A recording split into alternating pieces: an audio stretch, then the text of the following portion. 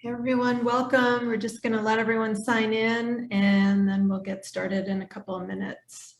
Can see folks are signing in right now, which is great. Yeah, as you log in and as we're waiting for everyone, let's everyone just say hi.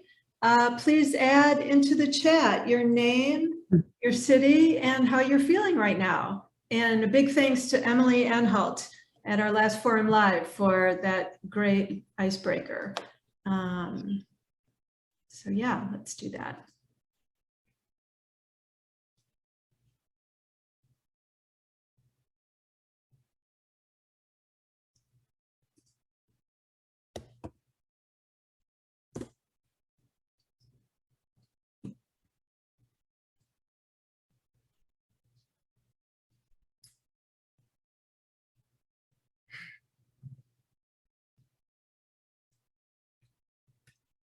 Coast to coast and Australia. Oh my goodness.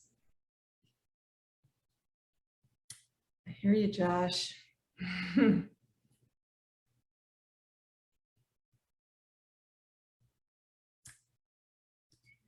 see.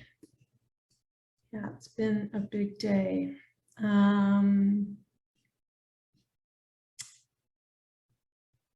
I think we will probably go ahead and get started. And yeah, we'll have everyone else join us as they come along. So welcome everyone to PsiAN and our next installment in our Forum Live events. I'm Linda Michaels, Chair and co-founder of Psychotherapy Action Network. And along with Janice Muir and Erica Schmidt, I'm so delighted to welcome our amazing panelists and to welcome all of you, our audience and PsiAN membership. I'd just like to say a few words about PsiAN before we get started. As many of you know, PsiAN is a grassroots nonprofit focused on advocating for therapies of depth, insight, and relationship, or as we like to call them, therapies that stick. We're committed to changing the public narrative about therapy, empowering professionals to stick up for the treatments they provide, and supporting policies that protect and make room for the healing and growth we have to offer. Our big tent has room for everyone, all disciplines, all theoretical orientations. We're 5.5 years old and we've grown so quickly to include now over 4,600 individual members and 81 organizational partners. And in a really, really exciting news, our growth and successes to date have led us to create a brand new board of directors, some of whom are here tonight. And this sets the foundation for PsiAN for years to come. This program today is so crucial and also centers on another of the big changes at PsiAN. We've joined with Jane Hassinger and Billy Pivnik and their incredible Collaboratory project, and we're so excited about this. Our partnership with the Collaboratory emphasizes the commitment PsiAN is making to community efforts and the importance to us of making an impact in the community outside of our consulting rooms, where we have so much to offer in terms of knowledge, skills, understanding not only of human behavior and motivation, but of course the unconscious factors at play, and much more. And these past few years, and even today, a handful of hours ago, have made all of us even more aware about our communities and what structures and supports they need to grow, survive, and thrive, and what can happen in their absence. I'm sure tonight's discussion will get everyone's creative juices flowing, and I hope you'll consider participating in a future Collaboratory group to bring your ideas to fruition. We're very thankful to have Becca Butler here today, a member of the PsiAN communications team. Becca is in her 3rd year working towards a PsyD at Antioch University, New England, and she joined PsiAN and has helped us with all of our technical things, because the more clinical experience she gains, the more she understands the importance of deep therapeutic relationships. She recently moved to Boston to intern at a community clinic working with individuals who work with youth of color, and she's constantly working towards racial equity in the organization and in Boston at large. And now I'm delighted to introduce our moderator, Bevan Campbell. Bevan Campbell, PsyD, is a clinical psychologist in private practice in Brooklyn. She works with individual, adults, and couples. And she teaches and is a clinical supervisor for psychology, doctoral, and graduate counseling students, teaching courses in personality theory, the history of psychology, psychotherapy theory, and family and couples. Dr. Campbell is an active member of the Psychotherapy Action Network, hosting the video series PsiAN Speaks, and creating and moderating the PsiAN Forum Live panel discussion series. She's also a consultant to the Academy for Community Behavioral Health through the New York City Mayor's Office for Community Mental Health, designing curricula on grief and loss for New York City social service providers. Thank you all so much for being here today. And now, Bevan, take it away. Thank you so much, Linda. So as Linda said, I'm Bevan Campbell. Really happy to be here in the space tonight. And I just wanted to say a few more words to kind of add to what Linda has said about why we put this panel together. This was really our opportunity to introduce PsiAN's membership and the larger community of depth therapists to this new addition to our organization, which will, I am sure, become an amazing resource for our community. So the community Collaboratory at PsiAN, I'm not going to try to say that 3 times fast. It is a consultation group. It's a project incubator for depth-oriented mental health practitioners who want to apply a relational psychodynamic framework to working in community-based programs focused on clinical, educational, community development, and social justice goals. And tonight you're going to be hearing from one of the Collaboratory's co-founders, Billy Pivnik. We are very sad that unfortunately Jane Hassinger had an urgent family health issue. She was going to be here, but Billy is going to be competently and ably taking over for both of them tonight. We're also going to be hearing from past participants, Molly Castelo, Pascal Dennis, and Rena Shane. So when you're going to be hearing more about what the Collaboratory is, but I just want to say, when I first heard about it, I had one of those moments where I thought, that is so brilliant. How does that not already exist? It really seemed so vital, so of the moment, so necessary. Our theories clearly have a lot to offer the communities in which we live and work. But as Jane and Billy have written about and noted, many of us are trained in ways that underemphasize group dynamics, group process, and how to apply our knowledge base to the amelioration of social ills. And those social ills, I know for a lot of us right now, as we sit here, are feeling a lot more ill and pathological today. The Collaboratory offers a model of addressing the gaps in our learning and preparing the depth therapists to engage in community work. I'm actually going to be signing up for the next incarnation, and I'm very excited about that. We at PsiAN have been really impressed by the creativity and leadership from Jane and Billy and the incredible diversity and impact of projects that group members have launched. You'll be hearing about some of those projects tonight. PsiAN sees the Collaboratory as a way to show PsiAN's strong commitment to and interest in having an impact in the community outside of our therapy offices. We're hoping that the Collaboratory as a project incubator will help PsiAN members develop projects to benefit their communities and address problems or deficiencies in mental health services or supports currently available. So I'm going to just say a bit about the structure of tonight's event. So I'm going to be introducing our panelists who are going to say a few words. And then after that, I'll ask them some questions. We'll have a discussion among the panelists, and then I'm going to turn it over to questions from the audience. So at any point in the evening, you can drop a question into the Q&A. If it's directed to a particular panelist, just note that in your question, and we'll save time at the end for those questions.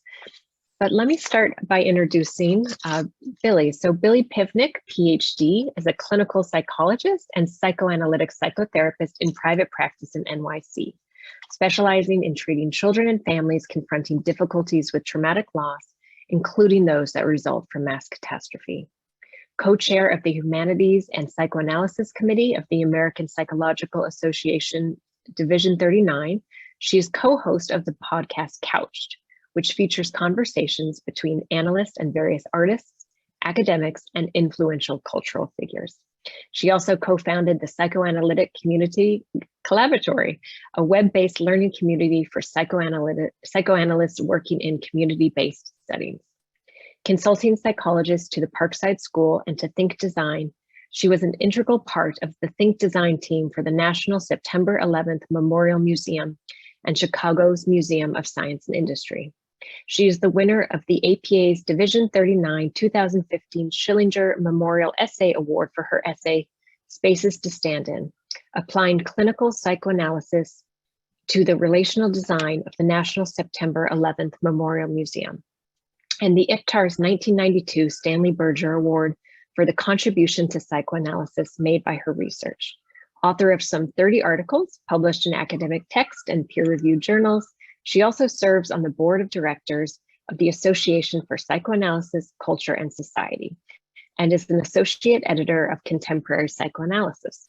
She is faculty and supervisor in the William Alanson White Institute Child Adolescent Psychotherapy Training Program and the New Directions Program in Psychoanalytic Writing, and Columbia University Teacher College's Doctoral Clinical Psychology Program, and is former head of the Graduate Dance Therapy Program at Pratt Institute. And with that, I'm going to turn it over to you, Billy.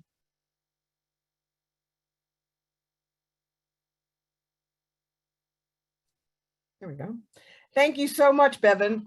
I'm tired just thinking about all those things I've been doing over the years, but always enthusiastic about the next new adventure. And the Community Collaboratory at PsiAN is our current adventure. And we're so happy to be joining with PsiAN because you guys are doing advocacy work and very much involved in trying to make communities and our world a better place. And as we all know, often in the depth therapies in our training, we're trained to stay away from political subjects. We're trained to avoid conflict in people's social views and so forth. And but there is a way to approach it. And we haven't figured out all the answers yet for how to approach all of our differences and aspirations, but we want to be part of trying. So thank you so much for inviting us to be here. As Bevan said, I'm here on behalf of myself and Jane Hassinger, who unfortunately couldn't be here tonight. And I'm going to be kind of alternating when I'm answering or speaking between my voice and Jane's voice. And I hope it won't be too awkward. When we write, we kind of have a mind meld, so hopefully it won't be too hard. Okay, so obviously I've been asked to say a bit about the Community Collaboratory at PsiAN and how it came into being. I've always been an idealist with a penchant for practical applications of my high aspirations. After college, I founded a progressive high school, the Denver Learning Community in Denver, Colorado. And it was modeled very lightly after Summerhill. Some of the older folks here might remember Summerhill. One of our central modalities was a daily community meeting in which values were conveyed and refined by students and faculty together. It involved interfaces with the local community professionals who took on student apprentices and also taught classes of interest to the students. After my master's degree, I developed a dance movement therapy program on a chronic pain unit in a rehab hospital outside of Boston. It grew into a department with 16 therapists and Blue Cross Blue Shield funding and set the standard on stress management back in the 70s, not only for pain patients, but also for cardiac rehab patients. Although it was an early form of behavioral medicine, it was almost entirely group-based and followed the patient's lead, a very psychodynamic idea. I was not a behaviorist. Decades later, following my PhD in clinical psychology, and while practicing in New York, I was hired by Think Design to consult to their exhibition design team for the National September 11th Memorial Museum. And Tom Hennis is here, I believe. I saw him in the chat. Maybe he'll be part of our discussion later. We worked very closely together. By then I had done additional training in group dynamics, trauma treatment, and discourse analysis, and applied my understandings to team dynamics to understand how enactments reflected and embodied integrative failures in the trauma narratives that we were tasked with assembling for the museum exhibitions. The work was extremely interdisciplinary. At least 10 professions contributed just to this one team, and I'm probably underestimating that. There were many more in the larger project. Finding common vocabulary, resolving disputes among different perspectives, managing group splits, all were just a regular part of our work, and which went on for 7 years. This work garnered several awards, both for the design and for my writing about the design. So I figured I was onto something useful for people outside the consulting room. One day, after Tom and I were presenting this work at the Association for Psychoanalysis, Culture, and Society, I was approached by a vivacious redhead, Jane, who had been doing interdisciplinary work in Africa. She wanted to discuss her work with me since our work seemed to share basic premises. So now I'm going to switch to Jane's voice, except, my voice. Her work in both South Africa during the HIV/AIDS pandemic and the Democratic Republic of Congo, focused on gender-based violence, included people from stricken communities, indigenous healers, activist artists, public health educators, and trauma specialists. She found motivation and purpose in including psychoanalytic theories and methodologies into work on those community-based problems that engage perspectives from multiple professionals and stakeholders.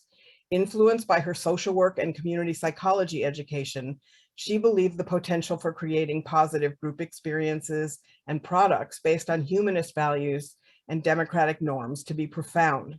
Whether the outcomes included increased numbers of people being tested for HIV/AIDS or new community services for victims of rape, it was also the case that activism around these issues increased and participants became more effective leaders in their own groups and communities.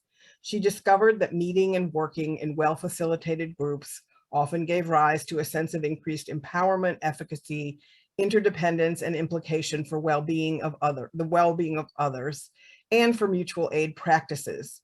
These experiences contributed to the psychic experience of relational citizenship and its enactments, which we'll talk about in a few minutes. So at that time, we agreed, back to my voice, that I would consult with her on the Congo project, and the rest is history.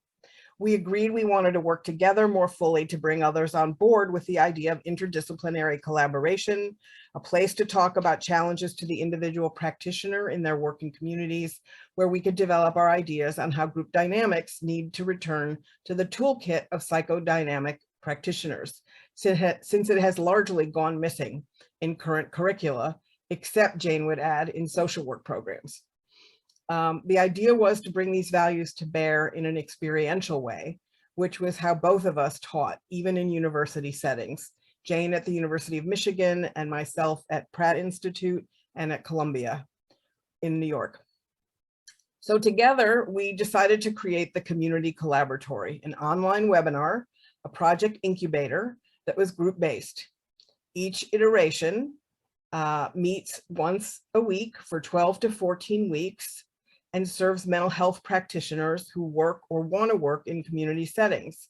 Our groups can vary in size from 8 to, I would say, 15 or so, depending on the year.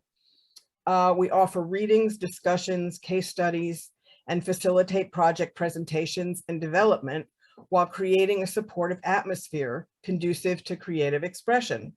We teach psychodynamic group dynamics. We help people manage their change in role as they begin working in community rather than consulting settings, and use experiences in the group as illustrations of how experiences evolve in groups, since folks are going to be working mostly in group settings. Together, we learned, as we reflected on our experiences in the 5 iterations of the collaboratory we've led so far, is that there's a predictable pattern we encounter year after year. Despite having entirely different groups of participants and from all over the world, that is, we discovered that the groups increase their potential for what we have called relational citizenship. How does this work? Within this inherently relational experience, freighted with historical trauma, participants create a temporary community in which the value of all voices and recognition of mutual implication in the struggles and successes of all are foregrounded. This arises in part based on a leadership model that incorporates democratic humanistic values explicitly, in addition to the more familiar models of authority described in the work of the Tavistock tradition, which most people, if they've had group training, have been trained in the Tavistock way of thinking about things. Leadership, although initially invested in the facilitator, is viewed as a function and a role that participants take up over time based on their interests and expertise. In the Collaboratory, all contribute to the group's development, the evolving set of practice principles and bibliographic resources. Members come to have a stake in each other's success, and within this inherently relational experience, inevitably freighted with historical trauma, culturally normative unconscious processes, and various other kinds of differences, members increase their capacities for multiplicity, empathy, and interpersonal perspective taking that characterize what we call relational citizenship. And we'll talk a little bit more about that, I think, in a bit, because I want to leave time for everybody else to have what they want to say. Bevan, is that an okay introduction? That's terrific. Thank you so much, Billy. Okay. Okay, I'm going to introduce our next speaker. So Molly Castelo holds a PhD from New York University with a focus on theater and psychology. She's published in international peer-reviewed journals on psychoanalysis and writes a blog for psychologytoday.com on group psychology called The Me in We. Her documentary film on psychoanalyst Vamek Volkan garnered the Gradiva Award and has been screened at the Freud Museums in Vienna and London, The Hague, and on PBS. She's a candidate at the National Psychological Association for Psychoanalysis. And I'm going to turn it over to you, Molly. Okay, thank you, Bevan, and Billy, and everyone at PsiAN. I'm honored to be here among this panel. So I was completing this film and doing some writing when I entered the Collaboratory, and it was a wonderful kind of holding environment that was very open and supportive. And I was thinking, Billy, as you spoke, there was always the experience for me of how to utilize autobiography in the writing, which was always a very generative approach in the writing that I was doing. So being in the Collaboratory helped me figure out how to bring this film out in the world, really. I was just finishing it at the time, and since then, I've shown it a lot of places and done a lot of virtual screenings, and it's been really interesting. Really, the most wonderful part about it has been the discussions afterwards, and to hear, for instance, I worked for a while with the Youth Peace Initiative in the Netherlands. They were very interested in learning about these kind of group dynamics. They were training people like Dr. Volkan. When he first began, he worked in the Middle East, working with Palestinians and Jews. And the Youth Peace Initiative trains people, leaders, young leaders in communities. And they were very interested in these ideas and very responsive to ideas that I was excited about also, ideas about group trauma, about how it lives through generations and is passed on, about how you listen to it in group settings and you make a space for it and try to facilitate a kind of empathy. Really a kind of empathy that Kohut is in my learning and training at NPAP. I've become very interested in how Kohut writes about empathy and really learning to listen and make sense of another person's experience based on their point of reference and their experience, and trying to hear that. So Kohut has also been a real useful theoretician for me recently. But I learned so much from making this film. I have a couple of clips to show. Maybe, Becca, maybe we could show the trailer. I have a trailer that's 2 minutes that covers a couple of the main ideas that were very, very valuable to me and that people have responded to when I've shown it. Becca, do you want to show the clip, the trailer clip? This is about 2 minutes.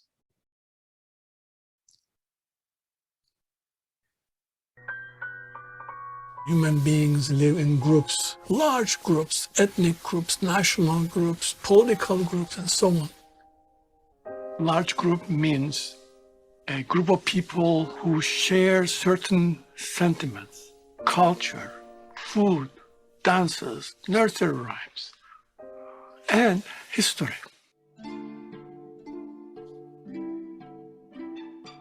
After trauma, the original sufferers suffer, but then next generations continue the effects of this trauma, sometime for generations to come.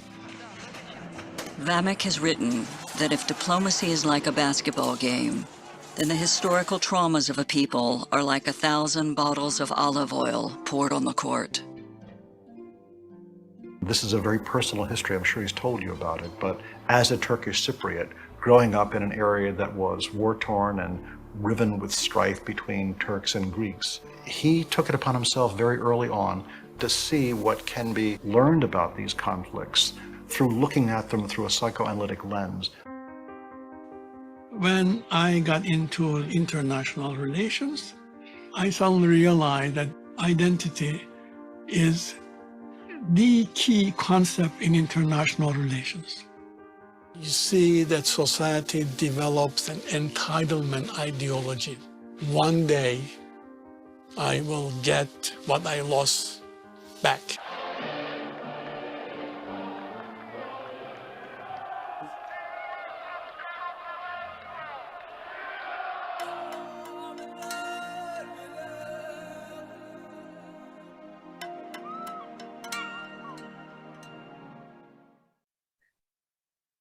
Thank you, Becca. That last piece there are a few clips from Serbia and Milosevic's rally there in 1989. Dr. Volkan's, his main case study regarding the reactivation of historical trauma within a people is the Serbian chosen trauma of the Battle of Kosovo, which was in 1389, and Milosevic reactivated it in 1989 on the Kosovo, what was the battlefield, is where he gave his rally. That's what that archival clip at the end is. But it's so interesting to show this and see the picture. I've thought a lot about the picture of Dr. Volkan with Gorbachev because he did a lot of work. When I was doing my PhD at NYU, I was studying his work. I was interested in psychoanalysis and art and theater. And so I'd studied his work a lot. And he, in the beginning, when he was doing a lot of this research with a very interdisciplinary group like the Collaboratory, which is very interdisciplinary. Dr. Volkan always worked with people from different disciplines. It was not only psychoanalytic, it was psychoanalysts, it was sociologists, it was historians, it was civic leaders, it was artists, and that was very important.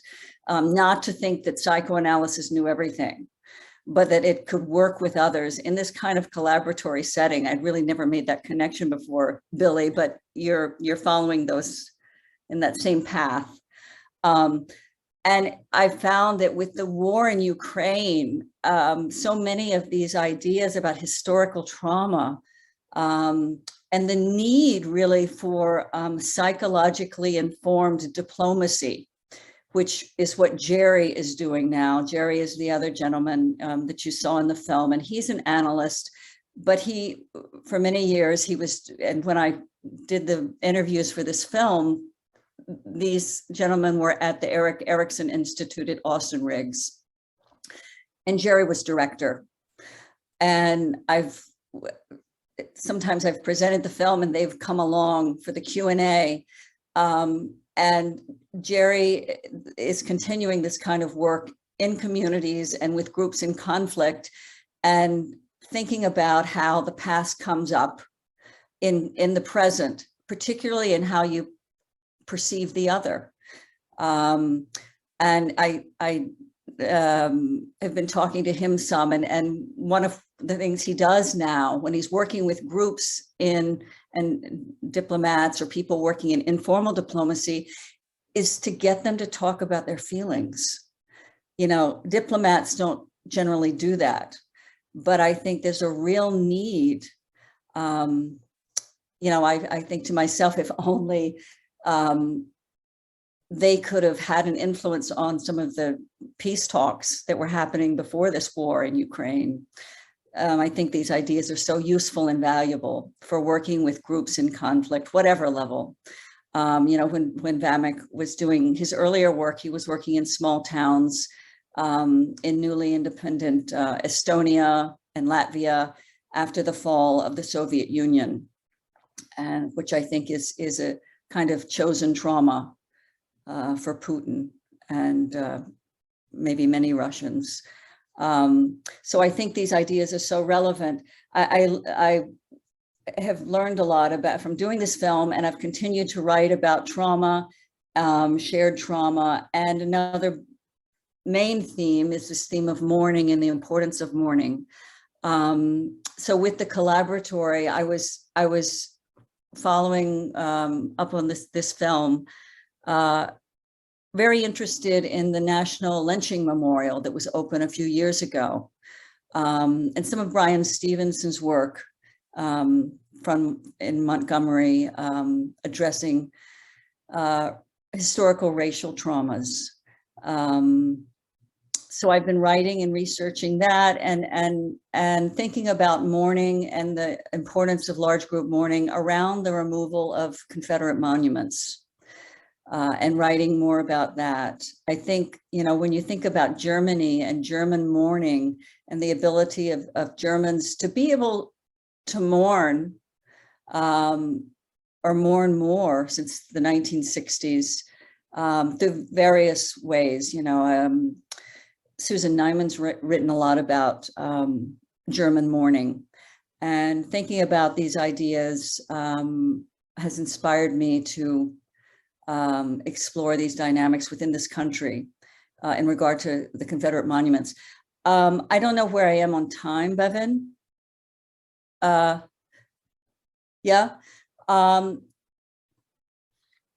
did another little, I have a very short, I took the material that I'd worked with the film, and I was thinking more about this country because most of Dr. Volkan's work has been abroad, although he did work in Virginia, a lot of his work at University of Virginia in the School of Medicine. And then he did some work around Richmond that was very interesting. There was a whole section, an African-American section of Richmond that was cut off from the rest of the city. And this was a few decades ago, but none of the people living in this kind of enclave in Richmond had transportation to the other parts of Richmond, to the cultural institutions, to museums, to places they need to get to work. And so they worked at one point on really integrating geographically the Richmond area.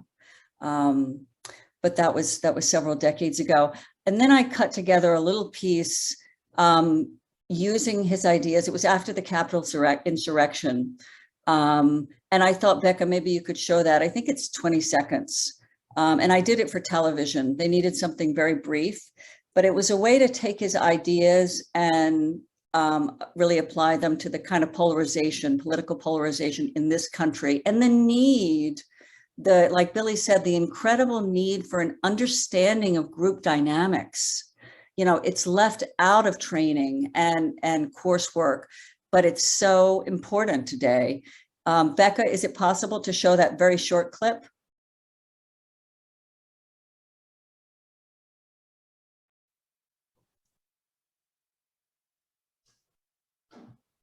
Human beings live in groups, large groups, ethnic groups, national groups, political groups. They share the same sentiment, as if they put themselves under a gigantic tent. That's called large group identity. Vamek Volkan has been studying large groups across the globe for more than 40 years. Now, as group identity takes over American politics and culture, his work is more relevant than ever. Thanks. So that was the promo that I put together for the PBS. It was shown, you know, and it's still being shown in a few places around the country.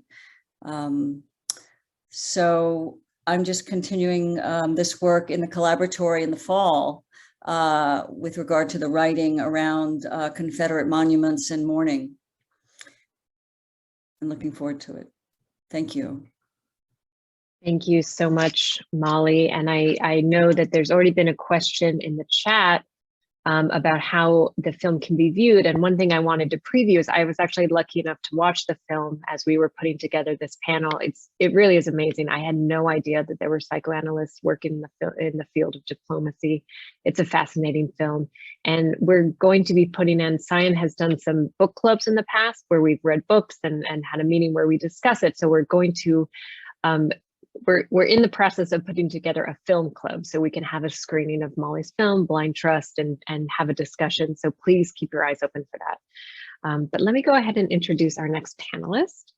So Pascale Dennis received her medical degree in psychiatry from Haiti and worked as a licensed psychiatrist for over 10 years before moving to the United States. During those years in her private practice, she worked with patients dealing with depression, substance abuse, and other mental illnesses. Her approach expanded on the disease or medical model of psychopathology by including contextual factors to better understand and treat patients. Specifically, she realized the value of addressing patients' culturally based beliefs about their illness, challenges, and interventions, as well as the need to include family if treatment was to be successful. She also worked for a couple of years with a team of psychologists providing psychological support to women victims of politically motivated abuses. Pascale Dennis is a licensed mental health counselor who received her master's degree in mental health counseling from the University of Miami. As a psychoanalytic psychotherapist in private practice, she strives to create spaces that allow for in-depth exploration that support self-growth and change. She works with a diverse population with a focus on gender, sexual and affectional orientation, as well as challenges associated with acculturation for first and second generation immigrants. Her sessions are conducted in English, French, and Creole. In November 2012, she started and is facilitating a free monthly cancer support group in Creole for Haitians with cancer and their caregivers, the only one in Miami-Dade County. And I'm going to turn it over to you, Pascale. Thank you for joining me.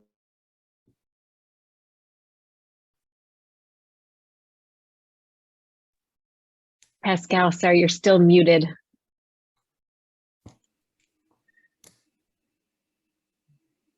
Yes, I was saying thank you, Bevan, for this introduction, and Jen and Billy for inviting me to participate in the discussion tonight. I'm so sorry Jen can't be here with us, but she's here in spirit.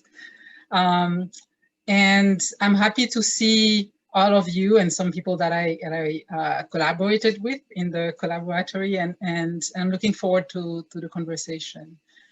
So I participated in, I think, the 4th iteration of the Collaboratory, found out about it through Section 9 of Division 39 and wrote to Billy and Jane. They invited me to join in. And I think for me, I was looking for tools and lines of thoughts, psychoanalytic ones that would help me articulate how I was working partly with, one side it was with the Haitian support group, but also how I could think more about my community, so the Haitian community, their struggles in the United States, and also the issues back home, and have a different view or different ways to understand what was happening. So through the readings and the discussions around those readings, I discovered about other people's writings. Molly was talking about Vamik Volkan, for example, and that was so helpful to have this frame of or lens to think about some of those things that were happening. I discovered, for example, the work of Dr. Bermudez on social dreaming groups that I felt that resonated so well for me, and the idea of working with dreams and bringing it back, for example, to the group and how we could work with that. And the Collaboratory being a mix of disciplines, it was also, I think, with philosophical, ethical thinking, human rights writings, and how we, how to articulate all of those things together and think more about all those things that are happening in our lives, but also in the groups close by, and then in the larger groups.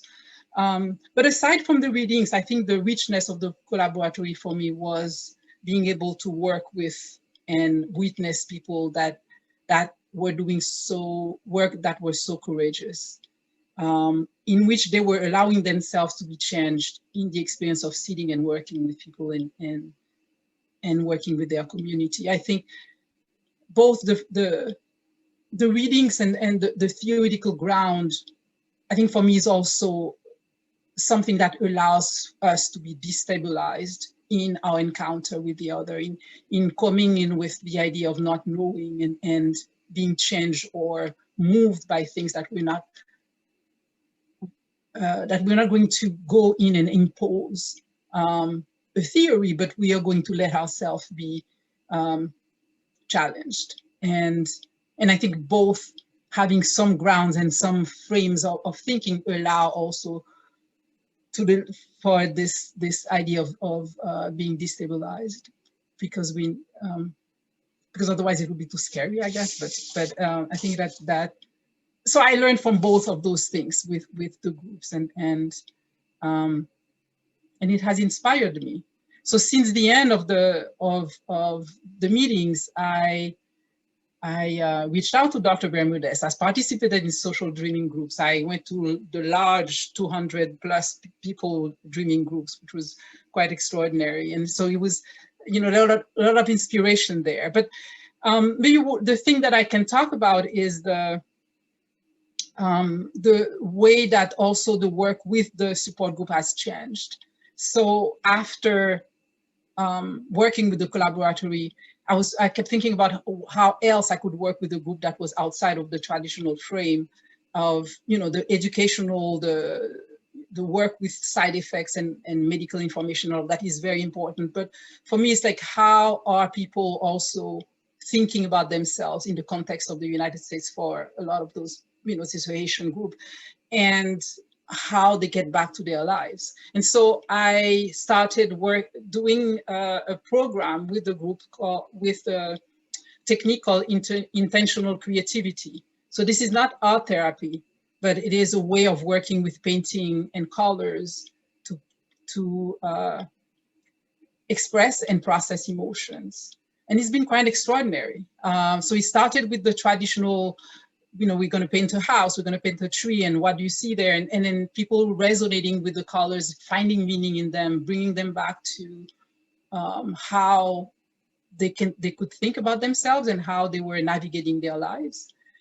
And the response was so good that we decided to continue, and we are doing our third iteration. So the artist doing that is in Minneapolis. So that's one of the good things of the pandemic, is that, working virtually. She's Haitian. And so we started thinking about what else could we do that would be culturally relevant. And the idea of proverbs came up. And so we decided to start working with proverbs, which is an abstract thing, but it's also very grounded in people's wisdom. And how do we put that to color? That's her part. But then the processing of it. And people come from different places in Haiti or different backgrounds, and they understand those proverbs differently, and they can share that in group. And so I think in general, it's not only a grounding into one's own wisdom in a country that often makes them feel, or makes us feel, as not, sometimes not intelligent or not competent or things like that. So there was that part, but also for me, like progressively to see what I would say a mentalizing process where people were not only seeing themselves being able to move and ground themselves their knowledge, but also find some freedom in being able to express themselves, being able to be more agentic in their everyday lives. So it's been, and I think in a way the Collaboratory allowed for some freedom with the frame and thinking about what else could be done. And so, I think this is also what the Collaboratory in working with others who are doing different projects, who are trying, being vulnerable in what we're sharing and the places where we're not sure of ourselves. I think it's been such an addition for me in being able to do my work. And so, yeah, we'll stop there, and then I'm looking forward to the conversation. Thank you so much, Pascal. I wrote that down, that phrase about being destabilized by the other, because I thought that was so amazing and wonderfully put. So before I introduce Rena, I just want to remind everyone, if you have questions, please do feel free to put them in the Q&A. We will get back to them, but you can put them now. Let me introduce Rena Shane. So Rena Shane's practice seeks strength-based approaches between Western healing, psychotherapeutic modalities, Aboriginal knowledge systems and practices, and contemporary art. She has a Bachelor in Fine Art and more recently a Master's in Art Therapy from Western Sydney University, where she is also a casual academic. As an artist therapist with an inheritance of migration and cultural displacement, her multidisciplinary practice takes place at the juncture of relationship to people and place, engaging with notions of materiality, memory, and healing. Thank you, Rena. Thank you. Thank you very much, Bevan. Just before I start, I want to acknowledge the traditional owners of the unceded country on which I work and live, particularly the Dungari people, where the project that I'll tell you about has been taking place. And I recognize their continuing connection to land, waters, and culture, and I pay my respect to elders, past, present, and emerging. I just wanted to say thank you for inviting me to have this conversation. Thank you, Billy, and thank you, Jane. I have a slightly different trajectory on all counts, in that this project started as I became an art therapist. So in a way, whatever I've learned while doing the project, and kind of been backfilling in a theoretical understanding, which has been a way of reinforcing my intuitive journey with the project, and as well given me a kind of confidence to go ahead. So when I participated actually in the same collaboratory as Pascal, and the strength of that is so lovely to be seen, so that when I see Pascal now on screen, it's like an old friend, because the depth of the connection in the Collaboratory was really great. And we had our time together during the first minutes of lockdown in 2020. So as borders and roads and everything else were closed, so the Collaboratory allowed for this connection into places that I had never been, and with people that would be very nourishing to the work that was actually put on hold because of COVID. So a little bit about the project, which I went to work in an Indigenous community in 2016 when I was doing my clinical placement. And it was working with an NGO who used psychoanalytic modalities as a framework. And I was learning about most everything on the ground. And was working with individually with children. It was in a preschool. It's about a 5-hour drive from here in a rural town.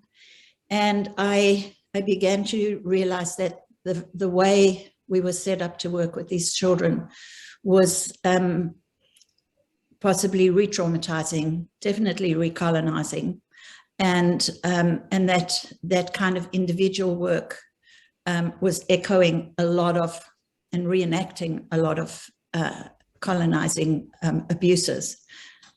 As a small example, taking a single child out of a classroom, going to work with them alone,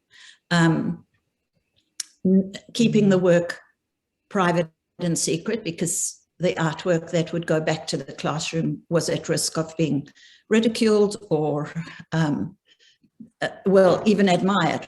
Whatever it was, the idea of confidentiality was really an inappropriate way to think of healing. And I began to look at Indigenous methods of healing, which involve, community and layers of horizontal layers of care. And so the following year, I was still studying. I began this project, which was an attempt to bring my Western way of thinking, and which has a psychodynamic framework, and I knew I couldn't change that. That was what I was bringing, but I didn't want to impose it. So I looked to create, and also the artist in me actually felt like I needed that expression, because very often with art therapy, the artist and the art therapist really becomes dormant and actually is neglected. So the idea was to try and create a project which would really work with relationships on multiple levels and be healing on multiple levels. And it looked like this. It was, we decided to use clay, both for its tactility and healing qualities and potential. And I worked together with an elder who's called Uncle John Kelly, who's a teacher in the community, and he offered a dreaming story, which he told the children. The dreaming story was called King of the Birds, which is that kind of story of how the little bird manages to become king of the birds by using his smarts rather than by laboring. And the children then, together with family, created a response. And what they created were nests and eggs in response to this. And they also learned about the story in language. So there was this vehicle for language and culture to be learned in this healing environment. And these were, there were multiple tables set up where groups of people were working with these little children, and the symbology of the nests holding and the eggs and the potential continued to be made on repetitive actions of this program over the years. And the goal then was to put it into an installation, into an art show in a local town. And Uncle John works with men in cultural men's work, teaching them to make traditional bark canoes. And he offered a canoe as a container to hold these nests and eggs. So we had this beautiful kind of holding, and the men's work held these beautiful little nests and eggs that were made. And they were made in a situation where everyone was together and everyone was yarning together, and there was a sense of a shared space. And my role and that of my colleagues was just to be present, and in that way actually get to know what relationships were. So we had that show. A lot of people from the community came, and it became quite a moment of activism where the elders could talk about land that we were on, and could talk about the way the canoe was made and the project, and about language, and really identify themselves on this country that is theirs for 60,000, 80,000 years. Since then, the project, we've carried on with iterations, and the project has become, I applied for it to go into the Sydney Biennale of 2020, which was the first Indigenous artist-led Biennale. And it got into that, but sadly was cancelled just at the same time as we went into the Collaboratory. So it was a very interesting thing to be dropped and picked up in that way, in that year. It did then get into the next Biennale, which has just happened now and closed a couple of weeks ago. And the values around this Biennale are both deeply environmental and healing, and it was about rivers. And so the whole identity of the project then got reawakened in a slightly different facet, which was that, you know, the school is on a river, the canoe is obviously a river, and it got linked to other projects where ancient technologies of canoe building are being made in other parts of the country. There have been many other offshoots from the project. Incredible things have happened. With more time, I'd explain it to you. It's now become part of the wider community. And fundamentally in all of this, the elder that I work with has, his work with the community has really grown. And so the cultural learning is really, really growing quite profoundly. But at the same time, the world has been carrying on, and the, you know, I think Molly, you talked about the past comes up in the present, and I think the way things are in a lot of communities, that the past is actually in the present, and the past is the present, because especially with COVID and these 2 years, a lot of trauma has actually increased, and obviously levels of violence have increased with lockdowns. And it's sort of, I always feel like there's this analogy of when you're doing this work, that you're in the waves in the ocean and you're catching these waves, but you come out of one and you didn't know there was another one that close, and you're just dumped. So it's quite a constant battle to keep going. Do I have, how much time do I have left? I don't know when to take. You're doing great. Yeah, you're doing great. You're fine. So one of the other aspects that inside of this project that was really important for me personally was I was born in South Africa. I'm Jewish. I have Eastern European traumatic background to my family. And so I'm a migrant here. And the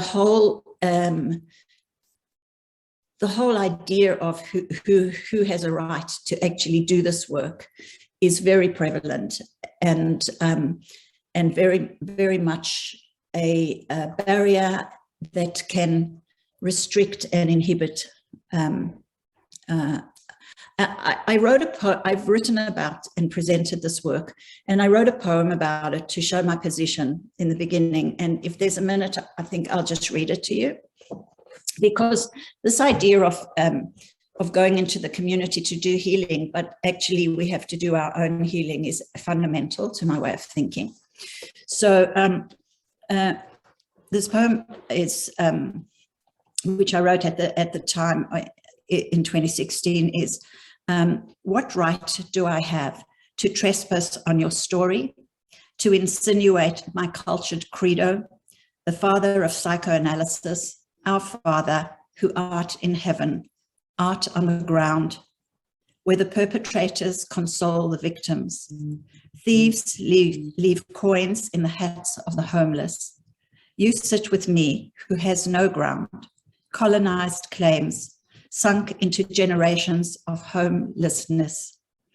I sit with your stolen heart and wonder, whose ground do we sit on?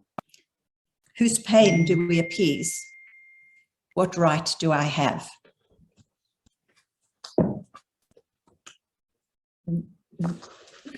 This poem is my identity in this project, and it's something that I have to deal with all of the time. So if I take that feeling and go back into my experience in the Collaboratory, it was for me to have people who actually understood that. And in a short amount of time, we really became very, very close, and we had an intimacy around who we were in our own projects and who we were in the group. And so there was a kind of strength that of being recognized and of the struggle to do this work that the Collaboratory really helped to appease.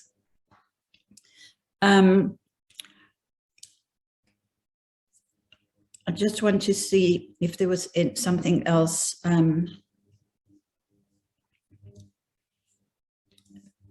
I think there is a lot more, but I think I'll leave it there. Perhaps we could just, Becca, I would like to show you what happened is that the Biennale of Sydney, which is quite a prestigious art show, using a lot of the existing galleries, we had our work in the Art Gallery of New South Wales, which is a very old colonial building. And here is a picture of how the work looked.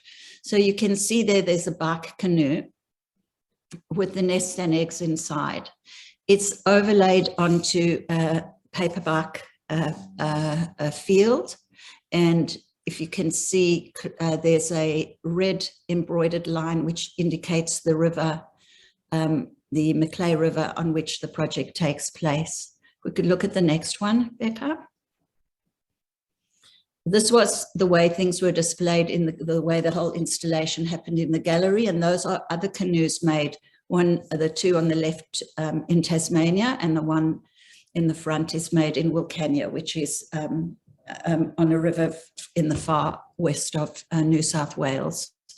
And the back is an elder who's the background is from an etching of an elder who is regenerating culture and language in Wilcannia. We can look at the next one. It's a close-up of the canoes. So there were hundreds and hundreds, of the nests and eggs. There are hundreds and hundreds of nests and eggs, each one individual, and even a few little birds appearing every now and then, which is always very gratifying and sweet. And the next one, Becca, another view of it. And what was interesting is that this installation was put in the colonial painting setup of the gallery. And so it was an intervention really that was quite rewarding and very significant. I just wanted to say thank you and look forward to discussing more about this with everybody. Thank you so much, Rena. And I know, Rena, we have a question in the chat if there's a place that poem could be read. I don't know if it's been published, but if it's something people can have access to, I'll chat you and you can let me know if it's something people can read. I wanted to thank you so much to all the panelists. You all said such amazing things. We actually have some amazing questions from the audience, so I'm not going to spend too much time on my questions because I want to turn it over to the audience and let people asking. I think there is one thing that I do want to make sure that I ask. It's something that you referenced, Billy, and I know that it's something you and Jane have written a lot about, which is the concept of relational citizenship. And, the Collaboratory is something that can prepare people, whether that's psychoanalysts or other, people from other disciplines, to become. And I just wondered if you could say a little bit more about that concept and how you and Jane sort of think about and have developed that idea.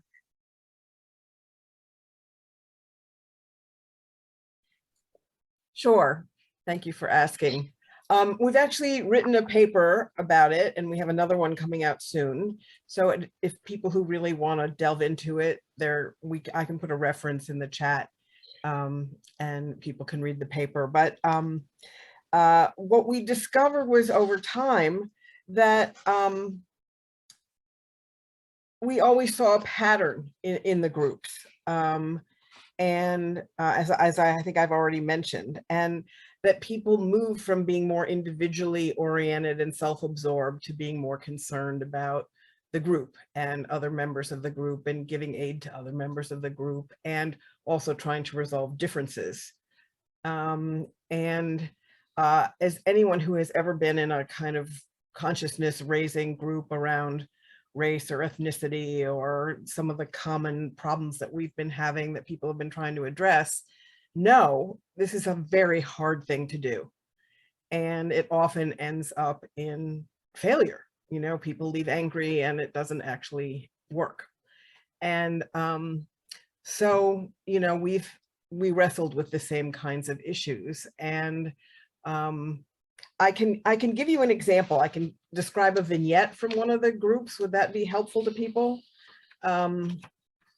This is just one group. The group that Rena and Pascal were in was quite different. And I think one of the things about their group that was so marvelous was that as Rena was presenting her project, this kind of decolonizing project, Jane and I started realizing that our common ground, the feeling that we were all in the same boat with the members of the group, which we had because it was COVID and everybody was terrified and clinging on for dear life. And we were thinking that we were failing as leaders because we weren't holding on to our authority enough. And after Rena was presenting her work, we realized that no, what we had done was taken on a different kind of group structure, a more horizontal group structure where the leadership was much more shared and it wasn't so vertical. And that this is a model that's never taught in, you know, the psychology literature about group leadership. That's Tavistock based. So so we learned from the process too. But here's another vignette that I'll share from a group in 2017. The group included 5 women and 5 men, 8 white and 2 Latinx participants.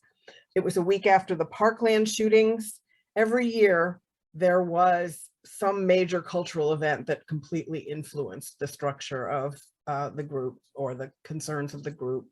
And typically in the group literature, we talk about the fact that there's always a critical incident in each group that kind of gets things in motion. And so in this group, the concern was about Parkland. However, discussion quickly shifted away from Parkland to exploring tensions between participants' clinical and community-based identities. Violetta, a Latinx psychoanalyst whose former analytic training had provoked feelings of inferiority and shame about working in community mental health, admitted to feeling insecure about how to be helpful to the Parkland community. Offering reassurances and a long list of ideas, the group seized on her insecurity, appearing to make Violetta and her doubts its project. During a somewhat manic discussion, Violetta participated very little, seeming actually more disheartened. Throughout, Ricardo, a Latinx graduate student and artist with limited access to the internet, had been trying to connect by phone. For long stretches, he could neither be seen nor heard.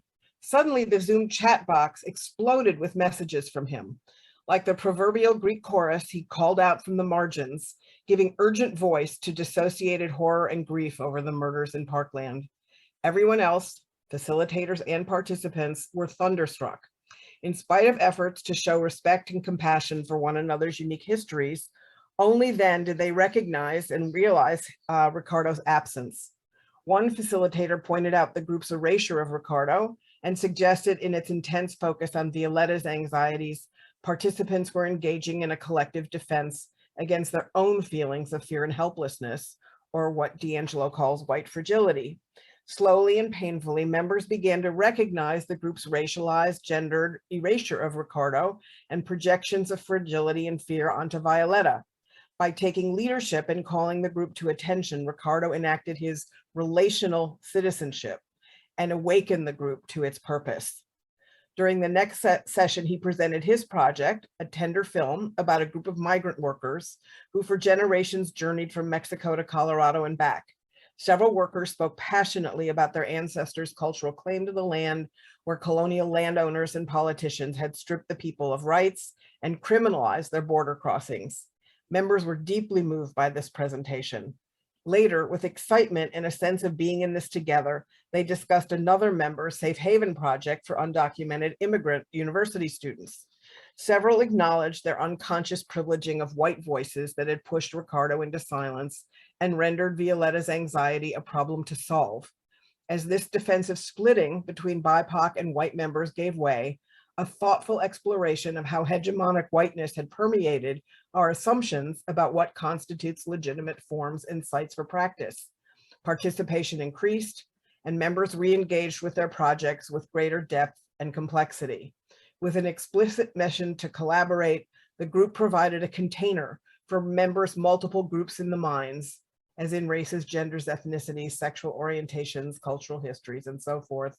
The atmosphere became charged with curiosity and creativity, and toward the session's end, with renewed confidence, Violetta shared her vision of a peer-based support project for Parkland families. I won't go into the theory behind that, but I just thought it would give a little more of a concrete example of these kind of very idealistic things that people have been saying. Thank you so much, Billy. And then it also really brings to life the group process component of the collaboratory and what that might actually look like in practice and how that connects to the projects of the participants and to the outside world. As I said, I really want to turn it over to the Q&A because we've had some great questions. And first, just a comment from Paula Rampula. I just want to say it's a great panel. Congratulations for the projects. It's healing just to listen to them. So I just wanted to start with that. Josh LaRosa asks, can you discuss more on, provide some examples of how psychoanalytic theories and techniques translate to work with groups versus how they are traditionally applied in the consulting room? So I think that is for the panel at large. So again, the question, how do we apply, a big question, but maybe we can tackle that. How do psychoanalytic theories and techniques translate to works with groups versus how they're traditionally applied when we think of one-on-one work? And I don't know if Billy, or I know Pascal, you're working with groups as well in a therapeutic way, and obviously all of you have experience within the collaboratory. Any thoughts on that?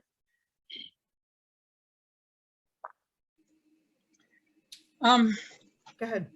So I think for me, psychoanalysis is a lens. So there's different schools, but there's different ways of thinking about and sitting with a group.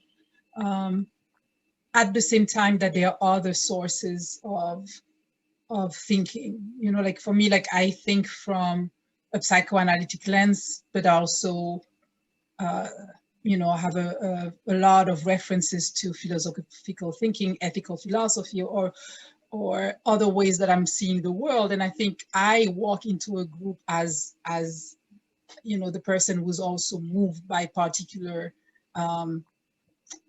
struggles or difficulties.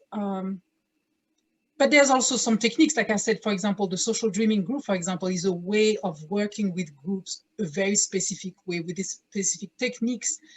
And, you know, like looking at how a dream then belongs to a group and it is reflective of situations that are happening to the common and conscious. And then people discover things about not only that are personal to them, but realizing how those things have been affecting them. So for me, that would be an example of a particular technique that requires a group for it to be applied.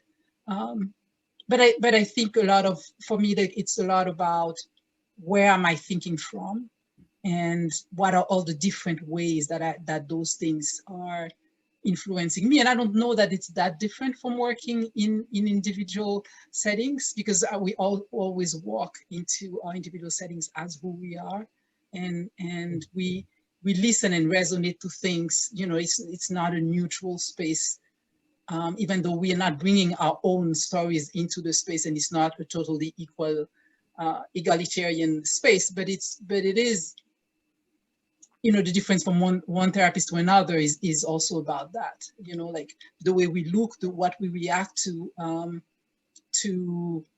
you know, all the thoughts that all the thinking that we've done, all the experiences in our lives, and so it's a mix. But I think for me, it's more of my thinking lens than something else. Thank you, Pascal. Billy, did you have Well, I was something you wanted to add to that? Yeah, Molly was mentioning before the power of autobiography. And, you know, one of the ways that is really helpful, that is a psychoanalytic idea, is that when we start from our own personal history, right, sometimes the ways we differ from other people or they differ from us make more sense, right? That it's not just a prejudice, there's a context in which we developed our beliefs or our fears, and ways that we express them that have a particular form that was also learned. And so it's helpful to know that and to sort of work from the individual to the group and the group to the individual. I think, Molly, you were saying that helped you at a certain point when you were working on the lynching museum stuff. The other thing is that there are many stages in treatment. So like creating a therapeutic alliance. You don't call it that in community work, but you're entering a community, and it's the same idea. You're developing a relationship and trust, and a way that you're hoping people will use you, and that you can work with the group, except that we explicitly don't want to be the one expert, the one great white hope in the group, right? You know, the old-fashioned model of the psychoanalyst who knows everything is just not a model that works in community settings. And so we work on how to have expertise, but also appreciate other members' expertise and how to work from those multiple frameworks. So that's another idea. We're always translating. Thank you, Billy. And I think there's another question in the Q&A that feels related to this one. So you know, and I think a lot of the focus on being in communities, and also, you know, in groups in general, is this idea of the other, our relationship to the other, whatever that is represented to us. And Austin Ratner is asking, first of all, great presentations. Thank you for all your work and sharing it. Ibram Kendi has said, denial is the beating heart of racism, and he prescribes self-awareness as essential to anti-racism. Any ideas on how we can break into denial of racism / spread self-awareness on the group level? And so I turn that to the panel. Any thoughts on this question, and how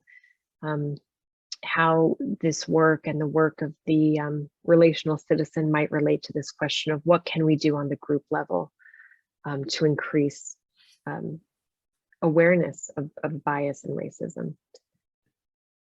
My first answer is painfully. This work does not happen without pain. I mean, we're presenting it as this pretty picture where everybody was kumbaya, and that really isn't how it goes. That isn't really how it happens. It's hard. And we come up against biases we don't even know we have, because like in a relational treatment, you know, we're very influenced by who the specific person is we're in a relationship with. And people bring out different parts of us that maybe we're not familiar with. So it can be hard. I'm reminded of James Baldwin, to paraphrase one of his lines, that the reason people hang on to their hate so stubbornly is because if they let it go, they'd have to face their pain. And I think this is where the importance of mourning comes in. You know, anytime there's a lot of hatred or antagonism or racism, I think there's a lot of trauma.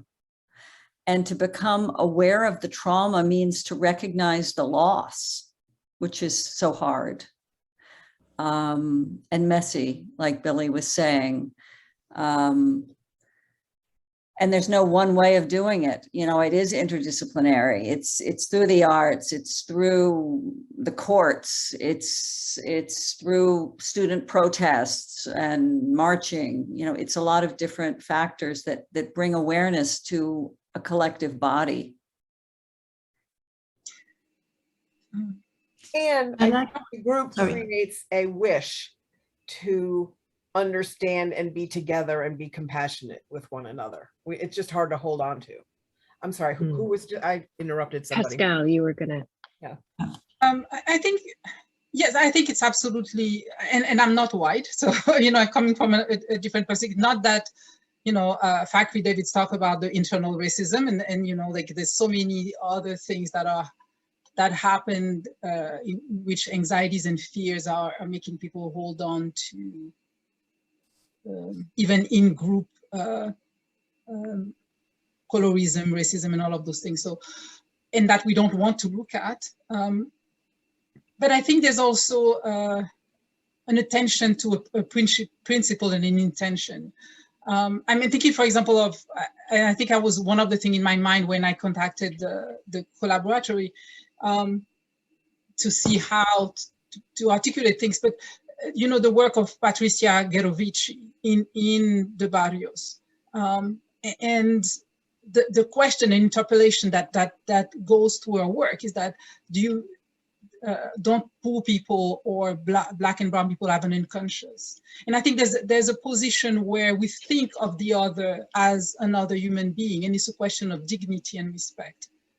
And however difficult it is, and all the things that come to us, I think there's also something about constantly bringing ourselves back to this idea of the other, and not a project, not something that we are coming from up there and helping, and constantly battling that. I said destabilizing before, and I think maybe with the Haitian group it's a bit of restabilizing also, because I'm immersed in something that helps me feel back at home. But there is the giving of ourselves to be challenged all the time, and knowing that we're walking in those spaces because we are going to be challenged, and not having the solution, and not, or like Billy says, it's going to be hard. It's going to be hard for different reasons, but certainly racism and discrimination is such a big one. Yeah.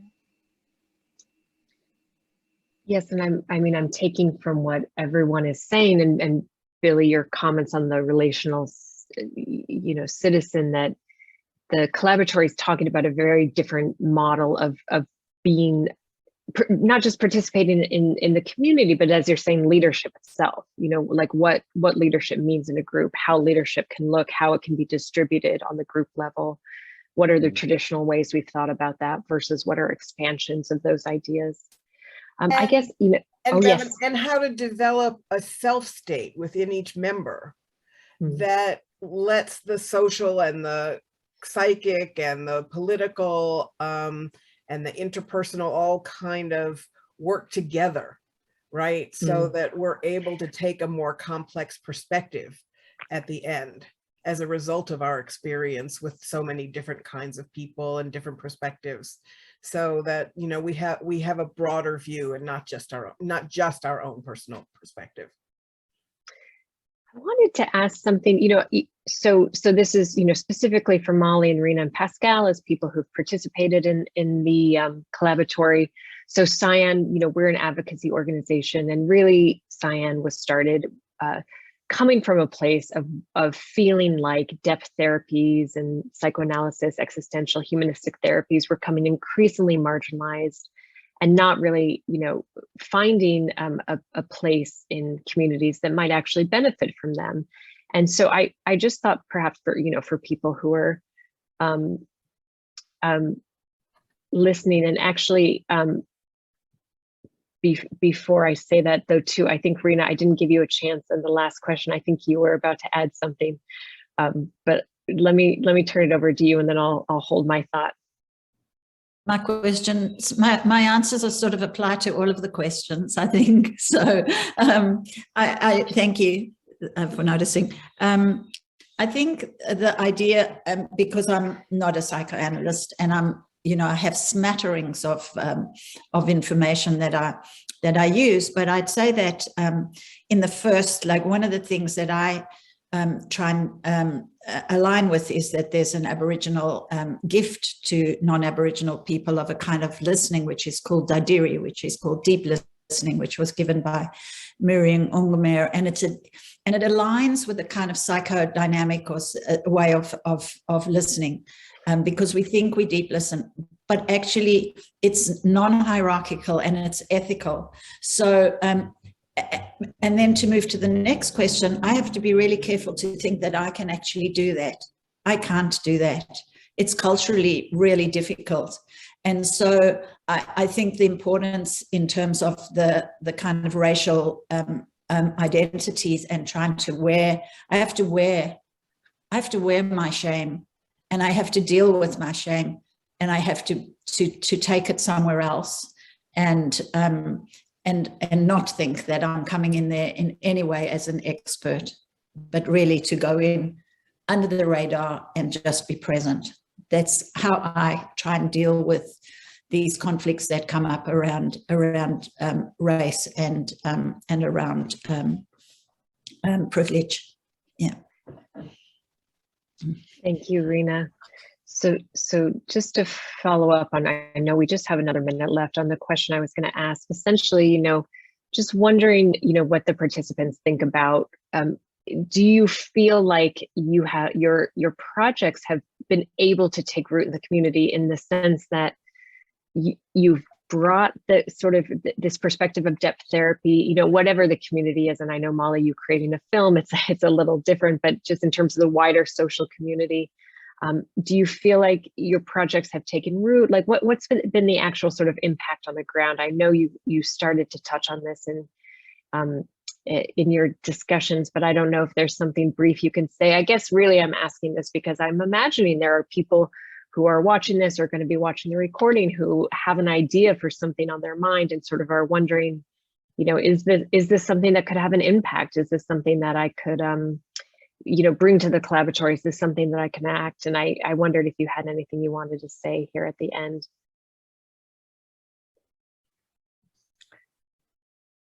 I have one example. I presented the film to a church group in Washington State that was allied with Palestinian peace.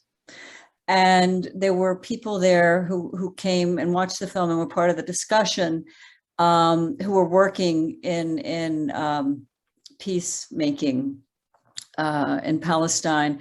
And they had never thought about it from a psychological point of view of historic trauma, of how that permeates the present and colors the perception of the person or the other that you're trying to negotiate with. And one of the men who had been working in Palestinian, who's a lawyer in Palestine and working in peace, then went to study with the IDI to learn their techniques for working and take it back to peace studies in Palestine. So it's one way that it had an effect. Oh, I can't believe it, but we are at time. And I just want to say, I didn't even know going into this event how much I was needing inspiration today and really feeling like that's what I took away from it. And that's what I have gotten from this. And I am assuming that is true for everyone watching. I really appreciate everyone speaking tonight. So just a couple of things. We are going to make this recording available. Some people have asked, how can I watch Molly's film? How can I find out more about Rena's art or Pascal's work? We will send that information, to the registrants after the event and give you some follow-up on that. In the chat, there's also a link for more information about the Collaboratory and some of Jane and Billy's work on the PsiAN website. So I just want to thank everyone so much for coming. Thank you to our panelists, and it was just a pleasure to have you here.